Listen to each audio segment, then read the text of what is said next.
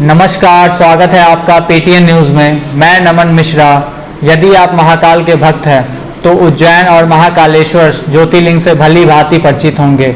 साथ ही इस बात से भी रूबरू होंगे कि आखिर क्यों राजा या नेता महाकालेश्वर मंदिर में रात नहीं बिताते। यदि आप इस बात से वंचित हैं तो कोई बात नहीं, आज हम आपको बताएंगे कि महाकालेश्वर मंदिर में राजा या नेता रात क्यों नहीं बिताते। कोई भी राजा या नेता उज्जैन में रात क्यों नहीं रुकता। भारत के 12 ज्योतिर्लिंगों में से एक ज्योतिर्लिंग उज्जैन महाकालेश्वर में भी है, जिसे उज्जैन वासी महाकालेश्वर के नाम से पुकारते हैं। यह एक प्रमुख ज्योतिर्लिंग है, जिसके कारण उन्हें ही उज्जैन का राजाधिराज का दर्जा प्राप्त है। बाबा महाकाल के दर्शन के लिए पूरी दुनिया से लोग पहुंचते हैं। महाशिवरात्रि और नाग पंचमी के दिन यहाँ श्रद्धालुओं की संख्या देखते ही बनती है। पूरी दुनिया में नाग चंद्रशेखर का इकलौता मंदिर राजा महाकाल के शिखर पर मौजूद है। खासियत यह है कि मंदिर पूरे वर्ष में केवल नाग पंचमी के दिन ही खुलता है।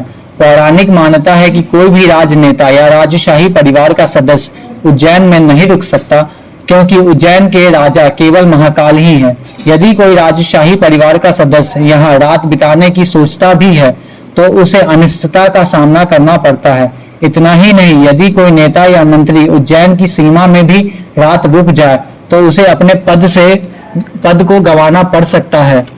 एक बार देश के चौथे प्रधानमंत्री मोरारजी देसाई उज्जैन में महाकालेश्वर के दर्शन के लिए आए थे।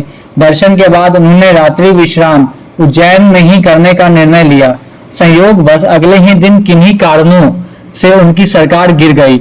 इसके बाद एक बार कर्नाटक के सीएम वाईएस येदियुरप्पा ने उज्जैन में रात्रि विश्राम किया था, जिसके मात्र 20 दिन बाद ही उन्हें किसी कारण से अपने इस पद से इस्तीफा देना पड़ा।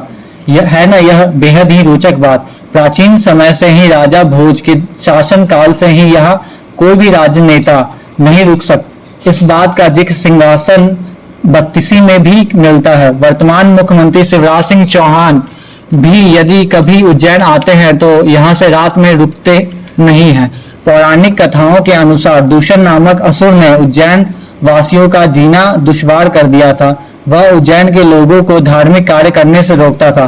असुर से तंग आकर उज्जैन वासियों ने भगवान शंकर से प्रार्थना की कि वह इस असुर का वध करें, जिसके फलस्वरूप शंकर भगवान ने उज्जैन में अवतरित होकर इस असुर का नाश किया, जिसके बाद से वह यहीं निवास करते हैं। Bureau report, Paytm news.